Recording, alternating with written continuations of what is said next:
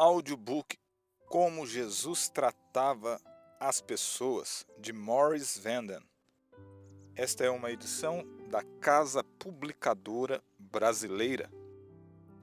Capítulo 8 Como Jesus Tratou os Pobres.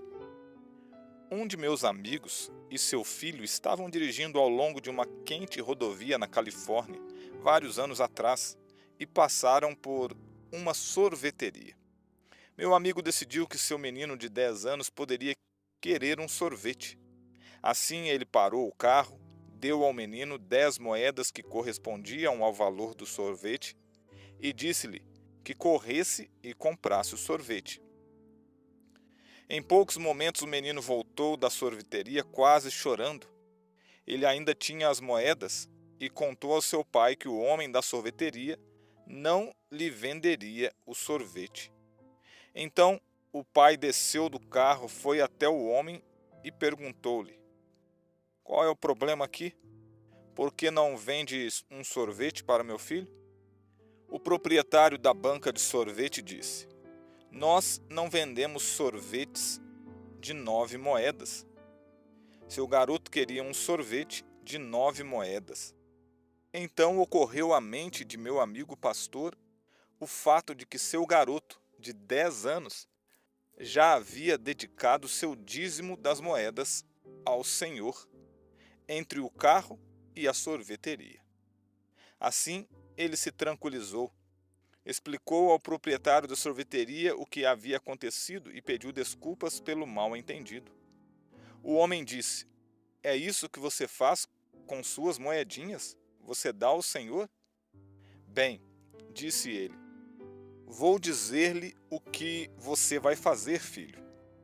Dê todas as suas moedas ao Senhor, e eu lhe darei um sorvete." Ele serviu uma bola, 2 bolas, 3 bolas, até que o copinho ficou superlotado, e deu ao menino. Outra vez a promessa cumpriu-se de que Deus abriria as janelas do céu e derramaria bênçãos. Deus se alegra em honrar aqueles que o honram. Em Marcos, capítulo 12, há uma história de como Jesus tratava os pobres. Aqueles que tinham muito pouco, mas preferiam pôr a Deus em primeiro lugar em suas dádivas. A história começa no verso 41. Assentado diante do gasofilácio, observava Jesus como o povo lançava ali o dinheiro. Você pode se lembrar de que nos dias de Cristo, aparentemente, a maneira costumeira de receber ofertas era colocar uma caixa junto à entrada do templo. E quando as pessoas deixavam a igreja, elas colocavam ali as suas ofertas. Eu, pessoalmente, desejaria que pudéssemos reviver esse método para recolher as ofertas. Mas aquele era o método nos dias de Jesus. Jesus estava em condições de ficar ali, próximo no hall da entrada, e observar. Ora, muitos ricos depositavam grandes quantias. Vindo, porém, uma viúva pobre, depositou 2 pequenas moedas correspondentes a um quadrante. Versos 41 e 42 de Marcos 12. Até mesmo a moeda que o filho de meu amigo pôs de lado quando foi comprar o sorvete valia mais do que aquela viúva tinha. Mas ela entregou sua oferta, e Jesus viu. E chamando seus discípulos, disse-lhes: "Em verdade vos digo que esta viúva pobre depositou no gasofilácio mais do que o fizeram todos os ofertantes. Porque todos eles ofertaram do que lhes sobrava. Ela, porém, da sua pobreza, deu tudo quanto possuía, todo o seu sustento." Isso está nos versos 43 e 44. Essa era uma viúva pobre, mas eu gostaria de sugerir que ela era uma viúva rica. A Bíblia fala daqueles que são ricos na fé. E se você tivesse que escolher entre ser rico na fé e rico nos bens desse mundo, qual você escolheria? É fácil dar uma resposta rápida, mas o que você realmente preferiria? Essa era uma rica viúva pobre, e ela recebeu boa apreciação do próprio Jesus. O que ela deve ter ouvido? Aparentemente, Jesus estava tão próximo que ela foi capaz de ouvir o que se passava entre Jesus e seus discípulos.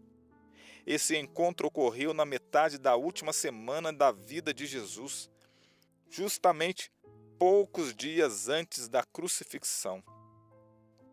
Isso deve ter trazido encorajamento ao coração de Jesus. Ver a fé dessa mulher, e deve ter sido encorajador para ela ouvir o que Jesus disse. Frequentemente, Jesus falava palavras de apreciação. Quando criança, ele era conhecido por falar palavras de ânimo e encorajamento. Essa viúva deve ter saído do templo com passos luminosos, com esperança no coração, com coragem para outros dias, por causa de seu contato com Jesus naquele dia. Várias lições concernentes a dar e princípios bíblicos de dar emergem dessa história. Em primeiro lugar, nossa habilidade de dar depende de 3 coisas: o dinheiro que temos, os bens que temos, os rendimentos que temos. Às vezes, o dinheiro das pessoas ou riquezas se perdem na aquisição de bens. Em Mateus 19, Jesus disse ao jovem rico: vai, vende os teus bens, dá. Está lá no verso 21 de Mateus 19. Livre-se de alguns dos seus investimentos. O padrão bíblico para dar se encontra em Malaquias, onde o método de Deus é descrito. Ele nos pede que demos num plano percentual. Realmente, esse é o único meio justo de medir a dádiva. Às vezes, podemos nos iludir pensando que temos dado muito, apenas porque temos dado mais dinheiro do que muitos outros. Mas, na história dessa viúva, temos um outro princípio. Deus mede nossas dádivas não pela quantia de dádivas, mas pela quantia que sobrou após termos dado. E por sua avaliação, essa mulher havia dado mais do que todos os outros, pois ela deu tudo o que tinha. Vamos tomar uma ilustração dos dias atuais. Suponha que um aluno da faculdade, tentando trabalhar para custear seus estudos, seja apto a ganhar R$ 10.000 extras durante o mês. De acordo com o princípio bíblico do dízimo, que é 10%, ele deveria devolver a Deus R$ 1.000, o que realmente não é uma dádiva. Isto é apenas ser honesto. Isto não é ser generoso. O ensino da Bíblia é que 10% de nossas entradas pertencem, de qualquer maneira, a Deus. Mas se este mesmo estudante fosse também entregar R$ 25 na sacola de oferta durante o mês, além de seu dízimo, ele não poderia pensar que havia dado muito. Uma outra pessoa, com um sólido emprego e um salário regular, poderia obter R$ 200.000 durante o mês, pagar R$ 20.000 de dízimo, ou devolver R$ 20.000 de dízimo, e entregar R$ 500 na sacola da oferta. Tal pessoa teria dado a mesma quantia quanto o aluno. E a pessoa que consegue R$ 2 milhões em um mês devolve R$ 200.000 de dízimo e põe R$ 5.000 na sacola da oferta. Deu a mesma porcentagem que deu o estudante. Isso realmente nos conta algo sobre a justiça de Deus, não é? Seria possível compreender mal a lição da história da viúva e dizer: nós deveríamos dar tudo o que temos para a igreja. Não, isso não é o que Jesus está dizendo, e não é o que ele espera. É certo ter alguma coisa sobrando. Abraão tinha alguma coisa sobrando. Abraão era rico e Abraão tinha bom conceito. Outros nas Escrituras tinham grandes riquezas. Jó, Davi e Salomão, para mencionar apenas poucos. É legítimo ter uma base da qual fazer mais dinheiro, desde que tal aumento não obstrua nosso senso de necessidade e se torne mais importante a nós do que o tesouro celestial. Davi disse isso muito bem em Salmo 62, verso 10. Ele disse assim: se as vossas riquezas prosperam, não ponhais nelas o coração. Consideremos um outro relato, a história do rico louco. Ela se encontra em Lucas, capítulo 12, começando com o verso 16. E lhes proferiu ainda uma parábola, dizendo: o campo de um homem rico produziu com abundância, e arrazoava consigo mesmo, dizendo: que farei, pois não tenho onde recolher os meus frutos? E foi bem aí que ele se perdeu. De quem eram esses frutos? E disse: farei isto, destruirei os meus celeiros, reconstruí-lo-eis maiores, e aí recolherei todo o meu produto e todos os meus bens. Então direi à minha alma: tens em depósito muitos bens para muitos anos. Descansa, come e bebe, e regala-te. Mas Deus lhe disse: louco, tu és um homem louco, esqueceste quem é aquele que mantém o teu coração batendo. Esqueceste quem é aquele que realmente possui os frutos e os rebanhos sobre 1000 montanhas, e ouro e a prata e todas as minas? Esta noite te pedirão a tua alma, e o que tens preparado, para quem será? Assim é o que entesoura para si mesmo, e não é rico para com Deus. Verso 16 e 21. Aqui você tem um contraste com a viúva pobre. Ela deu tudo que tinha. Ele guardou tudo que tinha. Que diferença! A natureza humana é esta.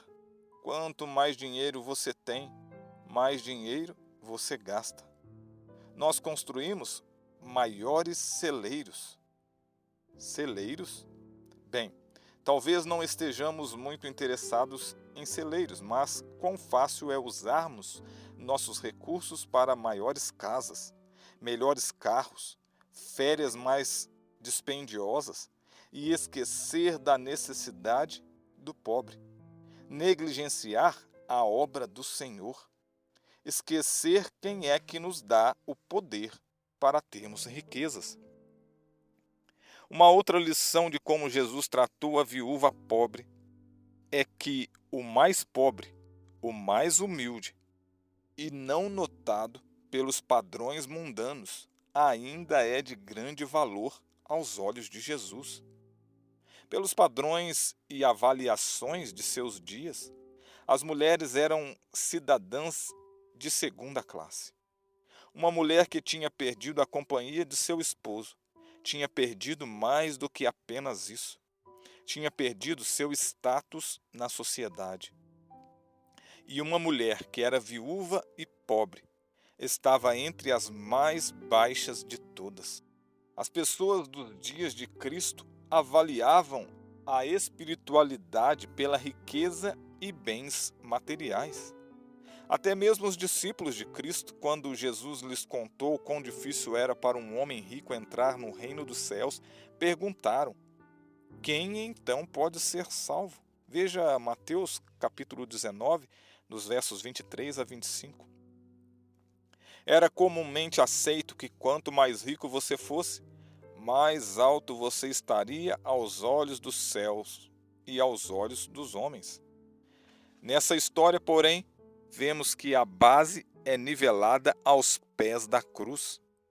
Essa viúva, em sua pobreza e humildade, estava apta a dar mais do que todos os demais, mais do que todos os ricos e os honrados e os notados. Isto era verdade não apenas na porcentagem que ela deu, mas também nos resultados de sua dádiva.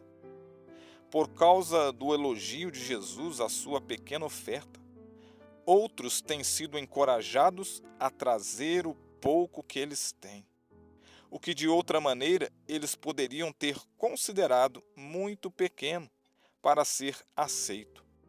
E enquanto as ofertas dos ricos fariseus há muito tempo já foram esquecidas, as 2 moedas dessa viúva têm sido o início de uma corrente de pequenas dádivas espalhando-se até os dias de hoje. Ela deu porque amava, e isso é o que fez a diferença.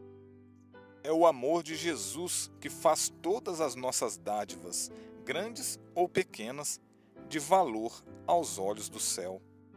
Nossa dádiva deve ser uma resposta, uma reflexão do dom de Jesus. Em 2 Coríntios, o apóstolo Paulo, no capítulo 8, verso 9, diz assim: Pois conheceis a graça de nosso Senhor Jesus Cristo, que sendo rico, se fez pobre por amor de vós, para que pela sua pobreza vos tornasseis ricos. Quão gratos podemos ser pelas riquezas que são nossas em Cristo Jesus? E quão gratos podemos ser pela maneira como ele tratou a viúva pobre, dando-lhe riquezas eternas? No próximo capítulo, nós veremos como Jesus tratou os publicanos e coletores de impostos.